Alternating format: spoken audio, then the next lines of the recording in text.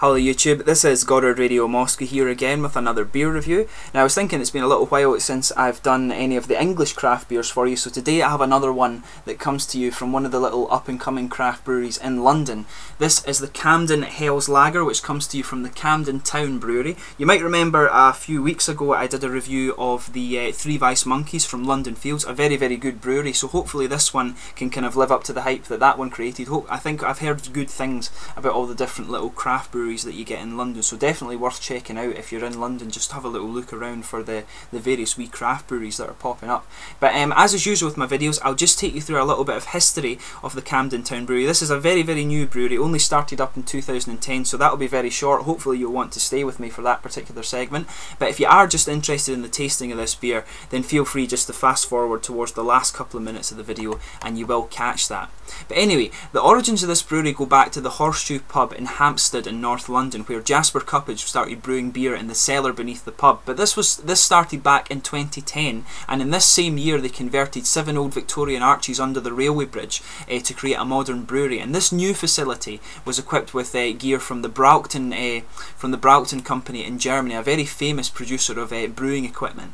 But when the new brewery opened, they actually started to develop their ideas into recipes, and then they started to sell their first beers across London. But Jasper decided to brew beer in Camden Town because at the Horseshoe Bar they could get wheat beer from Germany, the American pale ales that are very famous, but they couldn't get anything from London itself, and so this was why he decided that he would be brewing in Camden Town.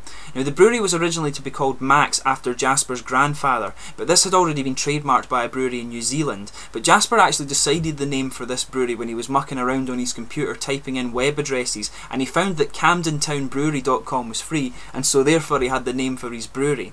But the brewery, Jasper's grandfather's brewery was actually called McLaughlin's Brewery, but shortened to Max, and this was located in Rockhampton in Australia, and he ran the brewery from 1910 to 1960 until his death. And at this particular point, his daughter Patricia, also Jasper's mum obviously, she inherited the brewery from her father, but she was only very young at the time, and she passed the management of the brewery on to Carlton and United, and eventually passed over the ownership to them as well. But a few years after this, Jasper created a batch of Max beer for his mum when he was brewing in the cellar of the Horseshoe Bar, and this was where the Camden Town Brewery really began. But in addition to this, that's the history of why this brewery started up. But in addition to this beer, the Camden Town Brewery also produced the USA Hells, the Camden Pale, Gentleman's Wit, Camden Wheat and Camden Ink. But they also produced 2 beers for some of their favourite restaurants across London. This is for the Byron Pale Ale for the Byron restaurants, and the Caravan Coffee Pale Ale for the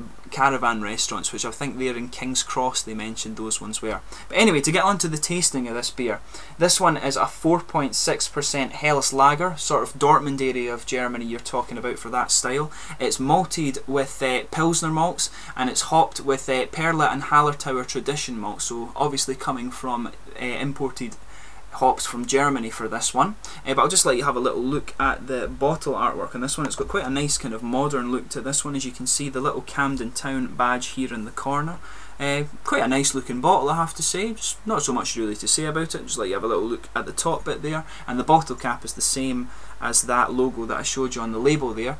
This one just like Brewdog actually has a little blurb on the back, if you like. It says, "Lager was first brewed by the Amazonian tribes 201 years ago. Before lager, everyone drank a tea made from tree sap, flowers and dried spices, which was disgusting. Lager changed the world, and no one has drunk the horrible tea since. I love lager," said the Queen. So this is obviously, I don't know if this is, maybe they've kind of got this idea from Brewdog or what, but it's quite cool anyway when you get the little sort of crazy things on the back of the bottles. But without further ado, let's get on with the tasting of this beer. As I mentioned, 4.6% Helles style beer for this one.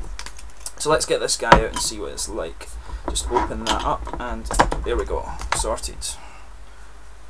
A little bit of steam coming off this one here, as you can see, it's pouring it out. It's a nice sort of typical lager colour actually, quite a sort of paley golden colour as you would expect. Swirl it up, try and get a good bit of head on the pour there.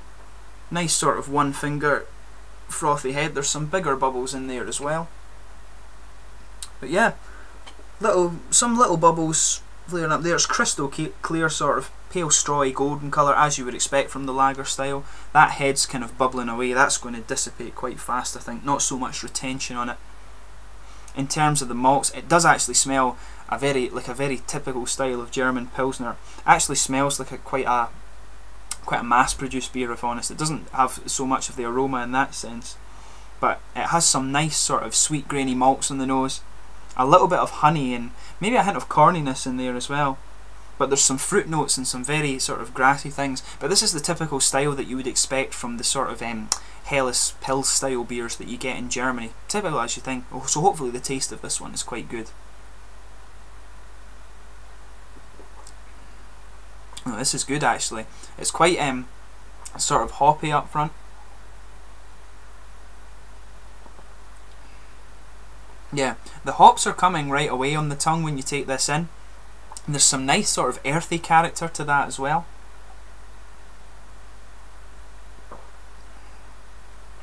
There's maybe just a sort of nice kind of fruity element just in the background, just a little bit of fruits in that. It's not very prominent at all though. It's got quite a bready and doughy feel to the taste as well, I would say.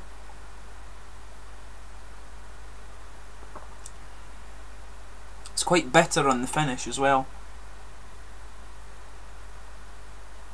Really nice actually for the sort of Helles style of beer. I would say it's very different from the German ones I've had. In terms of the mouth, this is very light bodied, very drinkable, crisp on the mouth. It's got a nice sort of dryness to the finish, this one, and the carbonation level's just right. Really kind of wet mouthfeel for this one, I would say. This is a very refreshing sort of beer in this style, I would say. Just trying to get a little better grasp at the taste of this one. It's hoppy at the start with a nice little bit of earthy character in there. There is maybe some sort of hint of fruit, but it's more sort of bready and doughy, this one. There's not so much of the corn in it that I was smelling. You do have the sort of grassy taste to it as well. It's actually very nice in this particular style of beer. This is a really good sort of Helles style beer. It's unusual in the sense it's completely different from the German ones in my opinion.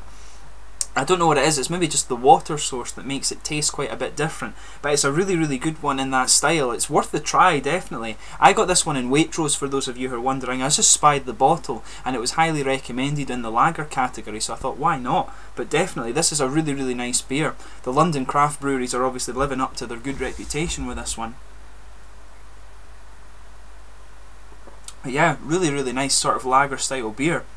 As I say, definitely worth the try. But I hope this beer review has actually been informative for you. This is a really interesting one that the Camden breweries managed to kind of copy the German style themselves quite well, but they've made it unique in their own sort of way. I'll definitely be trying their other beers that I listed a few minutes ago in the history section of the review. Quite intrigued by this brewery. That it really is just like a German beer, but it has something different about it. It must just be the water or something like that, because it's brewed using German hops as well. So it's really good. I would definitely say if you get the chance to try this one, give it a go. It was a reasonable price in Waitrose, so I think it was just like £2 or something like that. So definitely worth the try if you see it. But I hope this beer review has been helpful for you. I really like this brewery, so I'll probably try and get a hold of some of their other stuff and review that for you at a later date. But hopefully this has been informative for you. Those of you watching in London, please recommend some more London craft breweries for me to look at. Hopefully I can get some more of this stuff and also the London Field stuff that I've reviewed before. But thanks again for watching. Please like, subscribe, share the videos. If you've had this beer yourself, also let me know in the comments your own thoughts on this. But thanks again for watching. You've been watching Goddard Radio Moscow, and I'll catch you soon with another beer review. Cheers.